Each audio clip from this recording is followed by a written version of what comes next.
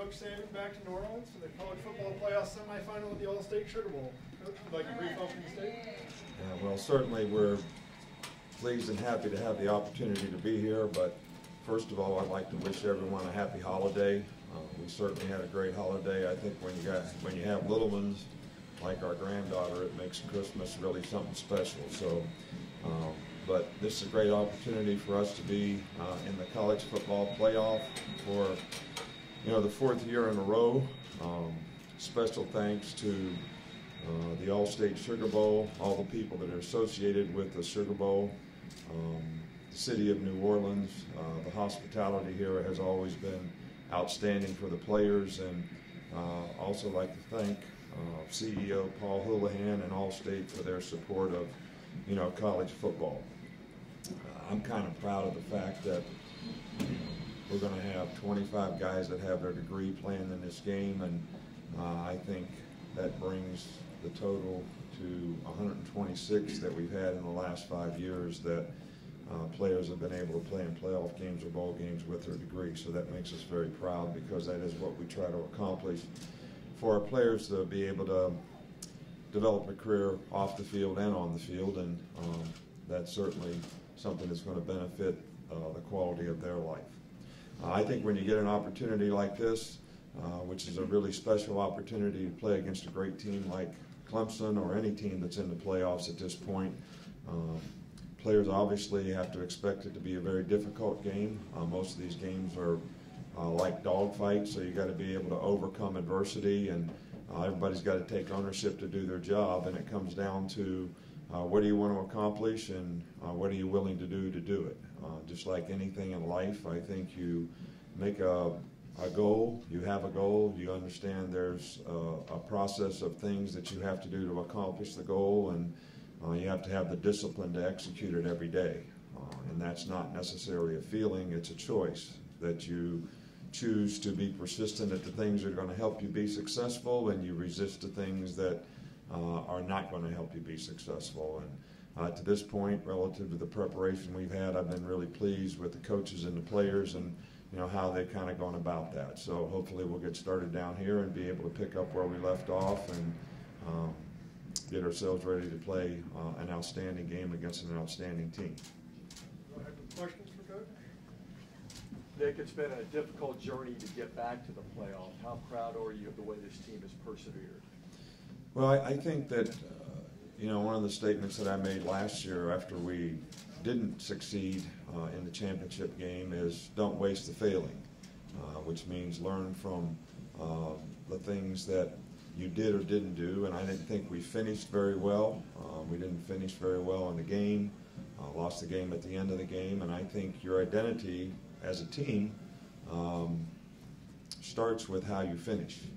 And this team has an opportunity to try to finish this season a little better than what we did the last, and I'm proud of the way they went through the season. I think we lost our identity a little bit in the last game, maybe forgot who we were and what we needed to do to be able to succeed in our last game, and we feel fortunate to have the opportunity to sort of rectify that in the playoffs. It's not often you lose your last game and get into a playoff. How have you seen your team respond to a failure? Well, we only had one this year, so. What means you kind of used don't waste the failure is what I mean by that. Yeah, well, we responded all year long and won 11 games, and we didn't finish like we wanted to, and I think we need to show that we can do that. You talked about before, balancing the bowl experience and preparation for playoff, because a game like this has consequences. How have you adjusted over the years in being in the playoff game, and how much the bowl experience? What do you want your players to? How much do you want them to enjoy themselves as the right? Well, I think when we first came to the first game 4 years ago, we were trying to balance the bowl experience sort of with the whole playoff experience, not having ever done that before. And I think what our players, because our players make the decisions about curfew and what they do and how they do it, give the leadership on the team the opportunity to do that. And each year they have been more and more serious about the game and less interested in the bowl experience because they've experienced consequences in the game, good consequences and bad consequences. And I think they understand that after going through that experience as I do, the fun of it all is having success. The fun of it all is winning the game. And no matter what you do, you don't remember all the things that you did, but you always remember whether you won or lost the game. So that's changed a little bit with our players, which doesn't disappoint me at all. I'd love to see them have the opportunity and to have a good time and be rewarded for having a great season. But the playoffs have significant consequences, and the opportunity that you have really doesn't afford itself. The two don't fit together, that well. Additional question? Ted?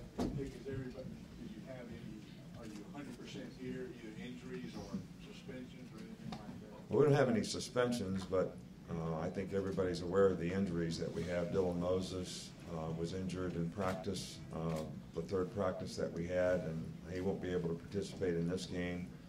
Hootie Jones, we lost in the Auburn game. So those two guys are definitely out.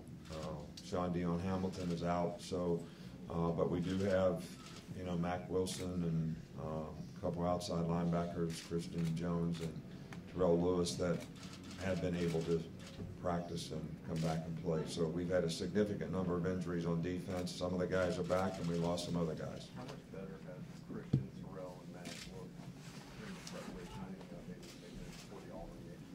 Well, I think that when players are cleared medically and they come back, and they're not 100% and they're not fully, they're cleared, but they can't practice and get all the reps in practice. It makes it much more difficult for them to prepare for the game like they need to or want to, and it also makes it more difficult for them to perform in a game like they'd like to. So in their cases, all those guys have been able to practice, so I think that they feel a lot more comfortable and confident in what they need to do from a role standpoint to have success in a game like this.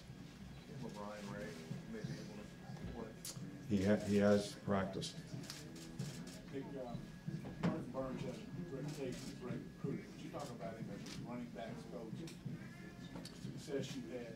Well, I think that his reputation as a running back coach would speak for itself relative to the quality of players that we've had at that position and how well they performed and the consistency they've had in their performance. And I think to a large degree, he's had a significant impact on those guys, but I would like to know sort of what running back coach has had as many good running backs that have had the success that he's had.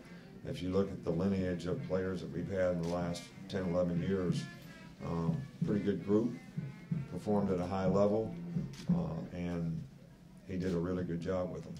Speaking of running backs, Mark Ingram's going to have any contact with the team this week?